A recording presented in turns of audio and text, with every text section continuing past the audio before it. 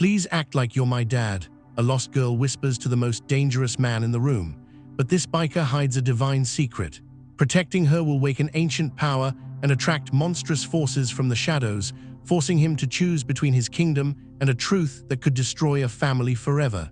If you're new here, subscribe and comment your location. Now let's begin.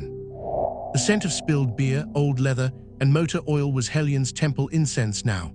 The roar of his Harley was his hymn. He leaned against the bar of the Rusty Nail, the clubhouse for the Serpent's Tail chapter, rolling a dented Zippo over his knuckles.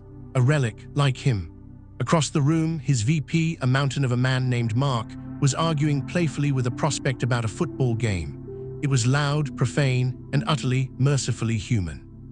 For a former dominion of protection, cast down for the sin of mercy, it was the closest thing to peace he'd found in 3 centuries.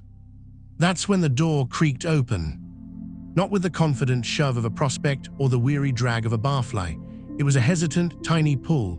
All conversation didn't stop, but the frequency changed. The deep, rumbling talks dipped into a suspicious quiet. Hellion, his senses still sharper than any mortal's, even dulled by curse and cheap whiskey, smelled it first. Not the outside air, fear, pure, crystalline, childlike fear. And beneath it, a scent of ozone and warm sunlight, a scent he hadn't encountered since the fall. A little girl, no more than 7, stood framed in the doorway. Her dress was yellow, smudged with dirt. One strap was torn. Her dark hair was tangled, and in her arms she clutched a stuffed rabbit missing an eye.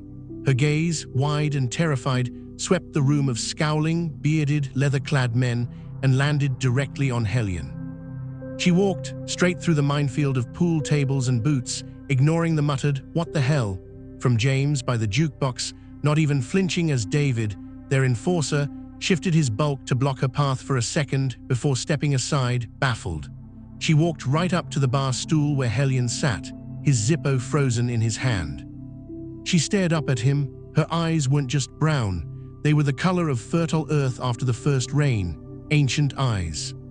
Then her small voice, trembling but clear, cut through the silence. "Please." Hellion didn't move. A cold he hadn't felt since his wings were torn from his back trickled down his spine. "Please," she repeated, a tear tracing a clean path through the dirt on her cheek.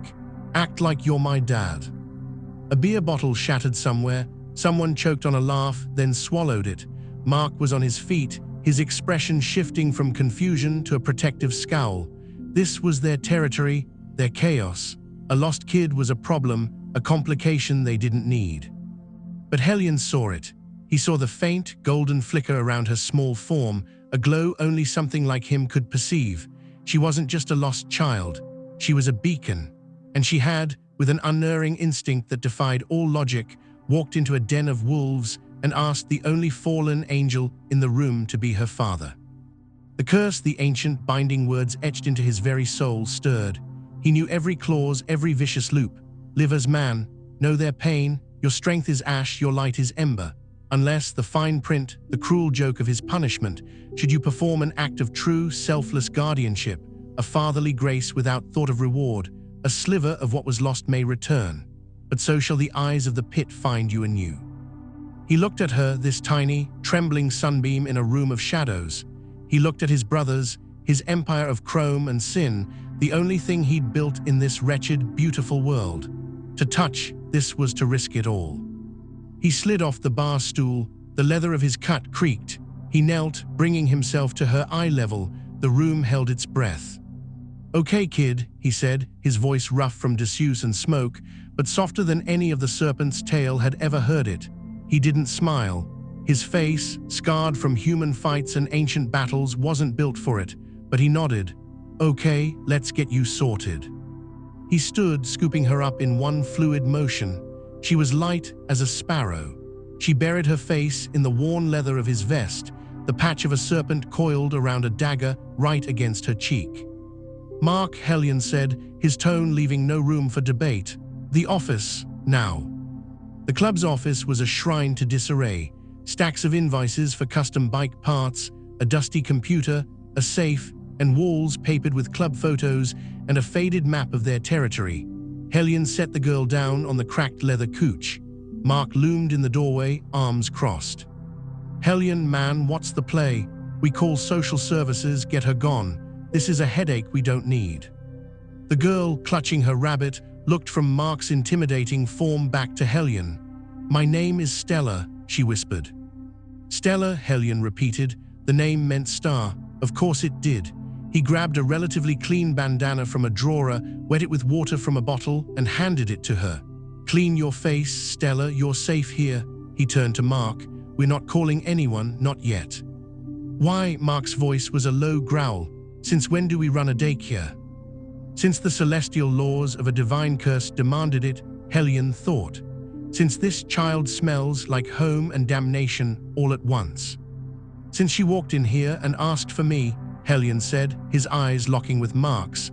There was a history in that look, a decade of loyalty forged in brawls and business deals. "You trust me." Mark held the stare for a long moment, then sighed, the tension leaving his shoulders. "Always, but this is weird, brother, even for us." "I know," Hellion looked back at Stella, who was dutifully scrubbing her cheeks. "Now, Stella, who are you running from?" She shook her head, her lower lip trembling. "The bad man, the one with the shiny eyes, he was in my closet.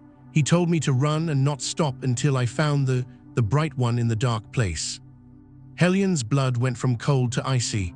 A demon, a low-level tempter or a fear feeder probably, sent to scare her, to torment some poor family. But why lead her here? To him, it couldn't be a coincidence. The eyes of the pit were already here. "Where's your real dad, kid?" Mark asked, leaning against the doorframe, trying to sound gentle and mostly succeeding in sounding gravelly. "Daddy at work," Stella said, her eyes welling up again. "He fixes sinks. He said to never talk to strangers, but you're not a stranger." She looked straight at Hellion. "You're shiny inside." A shock, pure and electric, jolted through Hellion. It wasn't pain. It was a sensation so long forgotten it took his breath away.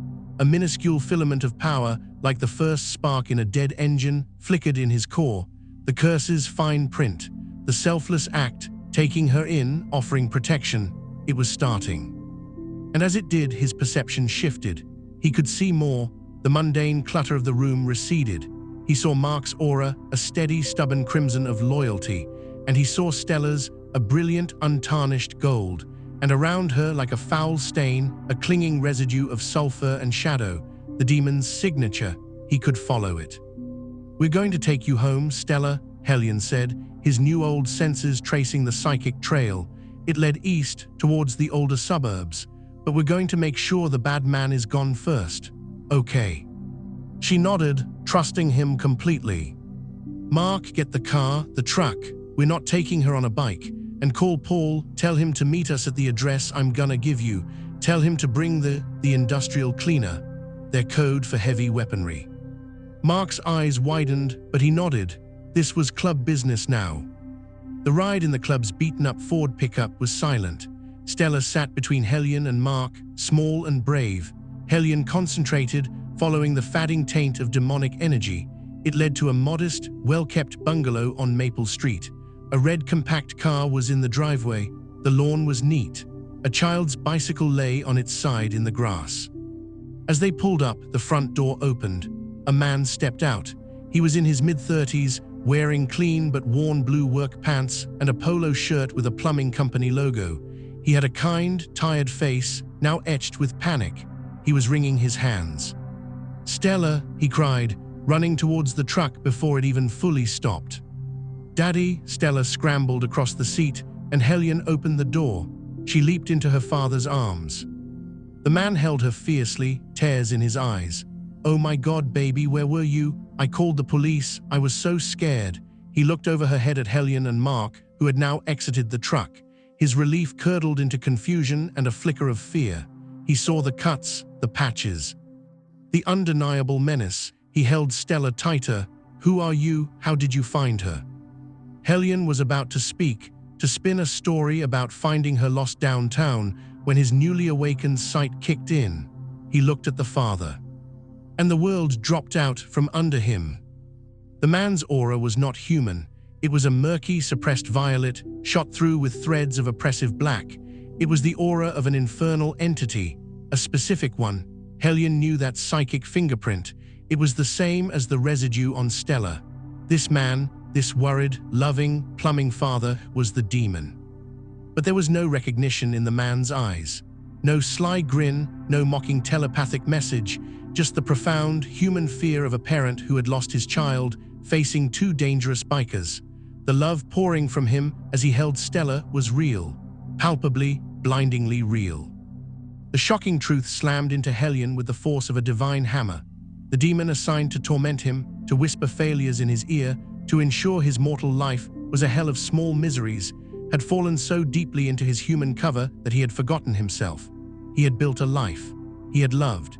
He had fathered a child whose soul was so bright it had instinctively sought out a fallen angel for salvation from her own father's true nature.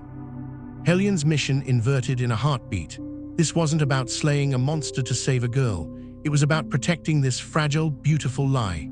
If this man, this demon, ever remembered what he was, the horror would destroy him, and likely Stella with him. And if Hellion reclaimed his power by being Stella's true protector, the celestial ripples would inevitably make the demon's masters aware.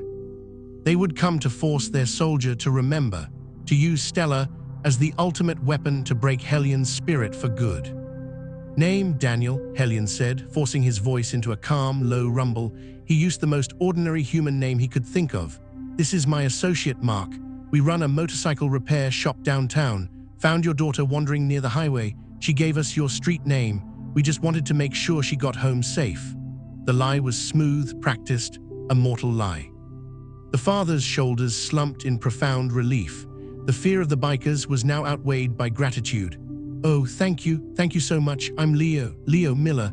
I don't know how she got out. I was in the basement, fixing a leaky valve. I must not have heard the door." He kissed Stella's head. "You can't run off like that, sweetie."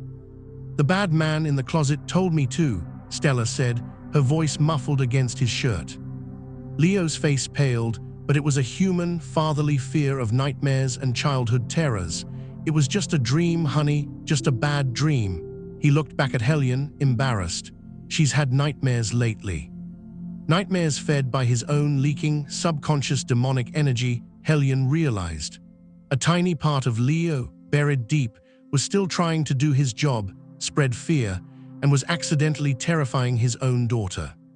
"Kids," Mark said, offering a grunt that he probably thought was a sympathetic noise. He was watching the scene, confused but following Hellion's lead. "We should get going," Hellion said, but he couldn't leave. The demonic taint was here, centered on Leo, but it was dormant, contained for now. Hellion's own spark of returned power hummed a tiny shield. He made a decision. "Actually, Leo, you're a plumber, right? Our clubhouse, the Rusty Nail on 3rd, has a god-awful problem with the drains in the back. Backs up every time it rains. You got a card? Maybe you could come take a look, give us a quote. Consider it a thank you for bringing your girl home." It was a flimsy excuse, but it worked. Leo, eager to be helpful to repay the debt, nodded vigorously. "Absolutely, yes, of course." He fished a wallet from his back pocket, handed over a slightly bent business card. "Leo Miller, Miller & Son Plumbing." The "and Son" was hopeful, poignant. As Hellion took the card, his fingers brushed Leo's. A static shock, not of electricity, but of opposing realities, celestial grace and infernal fire, both in exile, both wearing human skin, passed between them. Leo flinched, but smiled awkwardly. Hellion felt the demonic energy beneath the surface, a sleeping volcano. "We'll be in touch," Hellion said, his eyes holding Leo, for a second too long, trying to see past the human mask to the confused entity beneath. There was nothing but grateful exhaustion. Back in the truck, Mark let out a long breath. "Okay, spill it. That was the most tense, good deed I've ever been a part of. What aren't you telling me? The guy's cleaner than my Sunday shirt." Hellion stared at the business card in his hand. "It's not him, it's what's around him. The girl's scared of something real, Mark, and it's linked to that house. We're not done there." "Club business?" Mark asked, starting the engine. "The most important business," Hellion said, his voice low.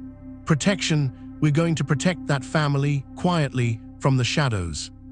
"From what?" Hellion looked out the window, the city lights blurring. "From everything."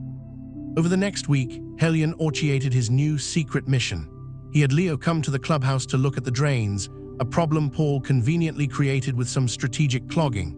Leo arrived, toolbox in hand, nervous but professional. The serpent's tail played their parts, a symphony of controlled menace. Big David offered him a beer, which Leo declined politely. James asked him about pipe gauges with intense, faux interest. Hellion watched. He saw Leo work, competent, careful, his human hands sure with the wrenches. He saw the way the man's mundane thoughts floated on the surface. Worry about a bill, a mental note to get Stella more crayons, the simple pleasure of a job well done. And deep, deep below, a swirl of formless, sleeping darkness. The demon, whose name Hellion remembered as Krazel, was utterly submerged. During a break, Leo wiped his brow. "You've got some serious corrosion in the main line. I can fix it, but it's not gonna be cheap." "Do it," Hellion said without hesitation. "Quality work's hard to find." He paused. "How Stella? Nightmares any better?" Leo's face softened. "A little. She keeps talking about you actually, says the shiny man makes her feel safe." He laughed, a self-conscious sound. "Kid's right." The words were a balm and a brand. The selfless act was ongoing. Every time Hellion directed his will towards Stella's safety, towards being that shiny man, he felt another filament of power reconnect. His senses expanded. He could feel the emotional weather of the clubhouse, the ebb and flow of loyalty and tension. He could hear whispers from farther away, and he could feel the slow, gravitational pull of the pit, beginning to take notice of the anomalous celestial flicker in a biker bar. He needed to get closer to the source, to better shield them. The opportunity came when Leo, emboldened by the big job and feeling a strange kinship with these rough men who had saved his daughter, mentioned his kitchen sink was acting up too. "I'll come take a look," Hellion said. "After hours, consider it a trade. You fix our hellhole, I fix your sink." That's how Hellion found himself in Leo Miller's tidy kitchen on a Tuesday evening. Stella was coloring at the table, beaming when he walked in. "Daddy, the shiny man is here." Leo flushed. "Stella, his name is Mr. Daniel." "Daniel is fine," Hellion said, his voice unusually gentle. He set down his own small toolkit, containing both a wrench and a length of iron he'd inscribed with binding sigils in Enochian, just in case. As he pretended to examine the pipes under the sink, he extended his renewed senses through the house. The demonic residue was a low hum, emanating from Leo's sleeping form at night, from his moments of stress. It was anchored here, but there was also Stella's light, a counter-melody that kept the darkness at bay, kept it asleep. While Leo was in the basement checking the water main, Stella slid off her chair and came over. She held up her drawing. It was a crude crayon picture, a big, black figure with a shining yellow circle for a head, holding the hand of a small stick figure in a yellow dress. In the corner was a scribble of angry red. "That's you and me," she said, pointing. "And that's the bad man, but he's far away." Hellion's throat tightened. Her intuition was terrifyingly accurate. "It's a great drawing, Stella. When you're here, the bad dreams stay in the closet," she whispered confidentially. He was her shield. His very presence, his awakened grace, was suppressing her father's latent nature. The irony was so profound it ached. Leo came back up, and they shared a beer at the kitchen table after the fix was done. It was a comically domestic scene, the fallen angel and the amnesiac demon, discussing the rising cost of copper piping and the merits of local schools. Hellion learned about Stella's mother, Elena, who had left years ago, unable to handle Leo's mood swings, likely periods of subconscious demonic leakage. He saw the deep, human love and regret in Leo's eyes. "I gotta be both for her, you know," Leo said, a little emotional from the beer. "It's hard. Some days I feel wrong, like I'm not built for this, but then she smiles." Hellion nodded. "You're doing better than you think, Leo." It was the truest thing he'd said in centuries. As Hellion left that night, he felt a surge of power, warm and potent. He stood on the quiet street, closed his eyes and focused. With a thought, he summoned a single, perfect feather of pure white light. It materialized in his palm, glowing softly before dissolving into motes. A fragment of his dominion. It had returned. The selfless fatherhood was working. But the cosmos demands balance. As the feather faded, He felt a predatory gaze snap onto his location from the unseen layers of reality, a hunting pack of lesser demons drawn by the power spike. The eyes of the pit were no longer just watching, they were coming. He needed backup, not celestial, mortal. The next day at the Rusty Nail, he called a church meeting, club leadership only. Mark, David, Paul, and James sat around the scarred table. "I need to tell you something," Hellion began, his tone erasing any notion of casualness. "And you're either going to think I'm crazy or you're going to believe me. Either way, what I say next stays in this room." He told them not the full story, not about being an angel, not about Leo being a demon, but he told them about Stella being in real supernatural danger from forces she'd accidentally stumbled into because of her unique sensitivity. He told them these forces were coming and that they were drawn to his connection to her. He framed it as a threat to the club's territory, to their sovereignty, a new, unseen gang moving in. Mark leaned back, chewing on a toothpick. "So, you're saying we're gonna go to war with ghosts?" "Worse than ghosts," Hellion said. Paul, the tactician, rubbed his beard. "You got proof, not that I don't trust you, Prez, but this is." Hellion looked at the heavy ashtray in the center of the table. He focused, drawing on the new old power. He pointed a finger, a beam of pure, focused warmth, visible only as a heat shimmer shot from his fingertip. The glass ashtray didn't melt. It glowed from within for a second, becoming translucent, then cooled, now permanently swirled with a faint golden light. The room was dead silent. David reached out a thick finger and touched the ashtray. "Holy hell." "Exactly," Hellion said quietly. Mark was the first to break into a grin. "I knew you weren't from Jersey. All right, ghosts, demons, whatever, they're moving in on our patch, on a kid under our protection. What's the plan, boss?" The plan was an intricate web of mortal and barely celestial defense. Paul and his crew, who had a side business in industrial security, wired Leo's house with the best motion sensors and cameras money could buy. James, their charmer, became a regular presence in the neighborhood, striking up friendships with the neighbors, creating a watchful community. David started taking his intimidating workouts to the park near Stella's school, a silent, leather-clad guardian angel. And Hellion, he became a fixture. He'd show up for dinner, bringing takeout that was always, accidentally, Stella's favorite. He helped her with homework, his ancient mind struggling with first-grade phonics, much to her giggling delight. He taught Leo how to change the oil in his car, their hands brushing against tools, a charged, unspoken understanding passing between them, the kind of charged, 18-plus tension that exists between two powerful beings circling a truth they cannot name, all while discussing carburetors. It was a bizarre, heartwarming, terrifying domesticity. One evening during a violent thunderstorm, the first attack came. The hunting pack, 3 gibbering, shadow wraiths visible only to Hellion and sensed as primal dread by others, coalesced in the Miller backyard. Their goal, to tap into Leo's sleeping power, to wake Krazel with a burst of terror. Stella screamed from her room. Hellion, who had been in the living room pretending to watch a game with Leo, was on his feet in an instant.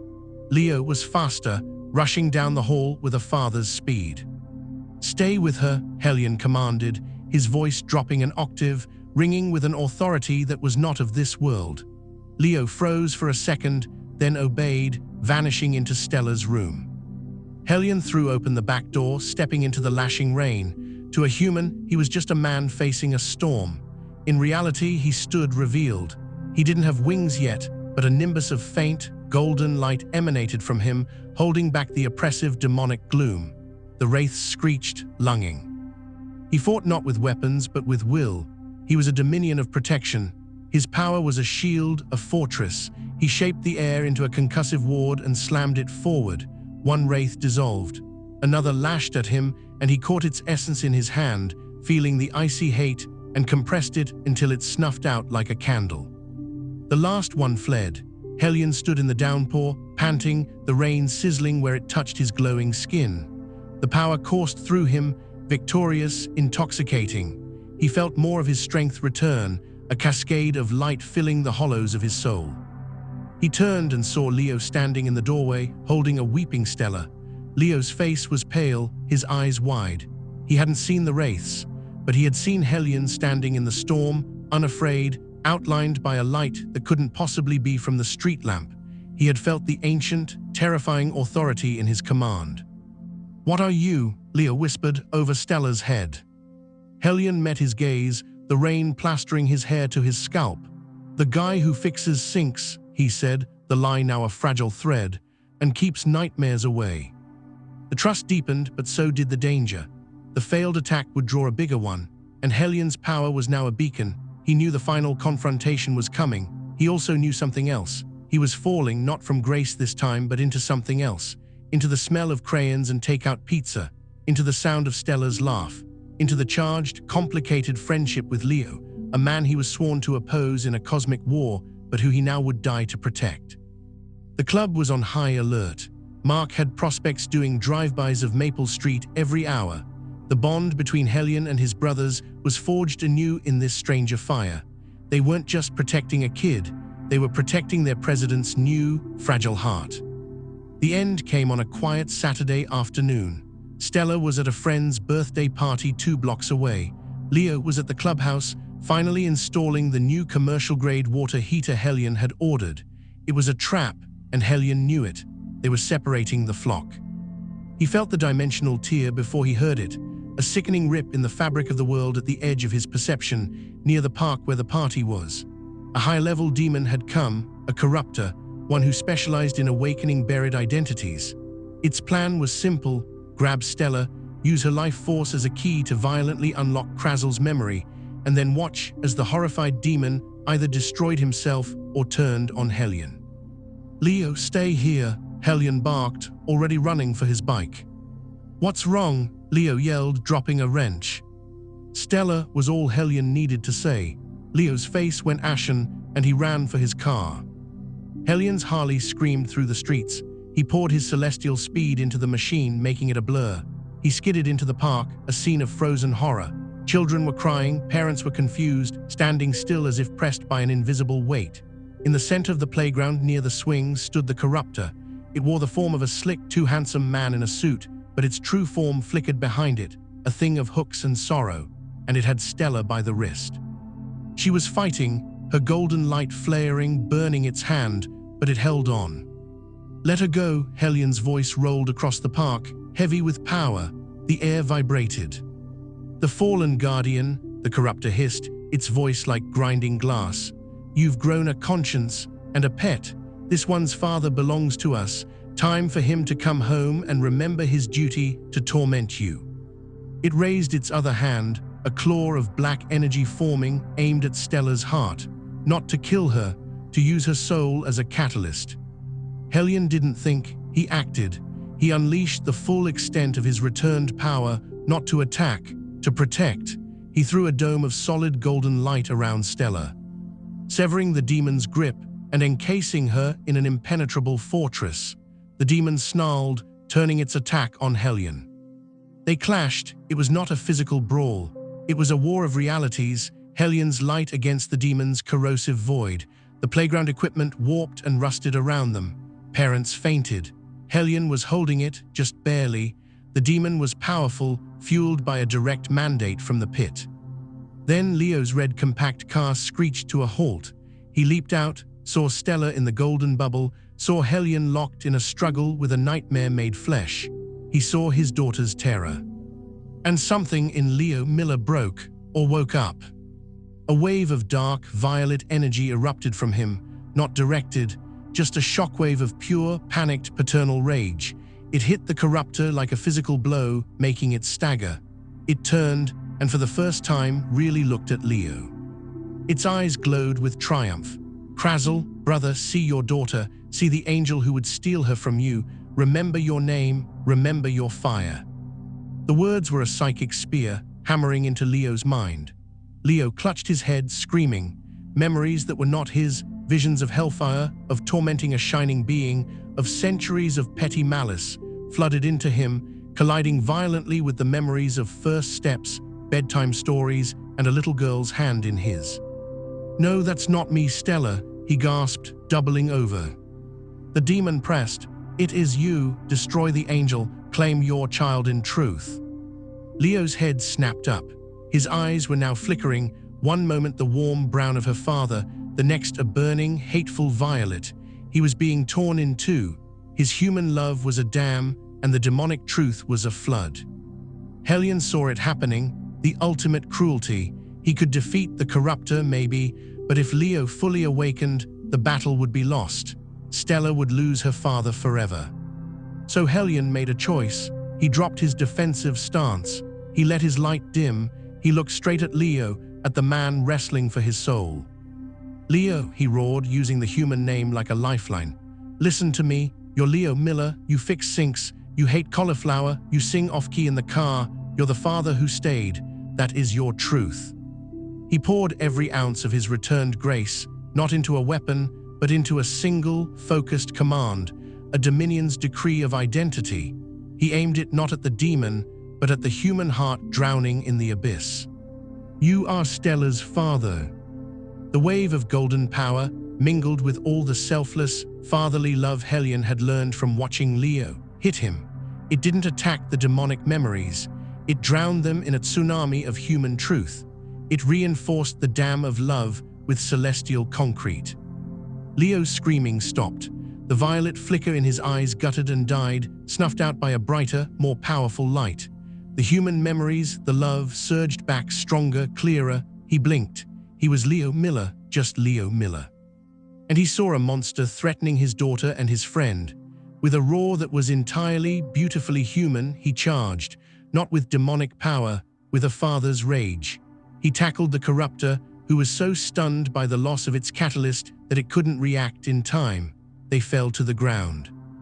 It was the opening Hellion needed. He summoned his power one last time. This time, he formed it into a spear of condensed sunlight. He threw it. It struck the corruptor in the chest. The creature didn't dissolve. It unmade with a silent, reverse explosion of light that left only a scorched patch on the grass. Silence, the oppressive weight lifted. Children began to cry in earnest. Parents stirred, confused, their minds already rationalizing the event as a gas leak, a shared hallucination. Hellion dropped to his knees, exhausted. The dome around Stella vanished. She ran, not to Leo, but to Hellion, throwing her arms around his neck. "You saved us, shiny man." Leo got to his feet, breathing heavily. He walked over, looking down at Hellion holding his daughter. The confusion was gone. In its place was a deep, weary understanding. He didn't know what he was or what Hellion was, but he knew what had just been defended, what had just been chosen. He knelt beside them. He put a hand on Stella's back and the other on Hellion's shoulder. The touch of the demon and the angel connected by the child they both loved. "Thank you, Daniel," Leo said, the name holding a world of meaning now. Hellion looked at him, at Stella, at the park full of ordinary, fragile, beautiful life. He felt his power inside him, more than he'd had in centuries. But he also felt the weight of his empire of chrome, the loyalty of brothers like Mark, who were now roaring up on their bikes to check on him, and the profound, terrifying love for this little family he'd built in the crossfire of a cosmic war. He hadn't just gotten his power back. He'd found something worth protecting it for, and he knew the eyes of the pit would blink and look away for now. Because to attack this street, this man, this girl, was to attack a Hell's Angel, and his empire didn't give up what was theirs. Thank you for listening.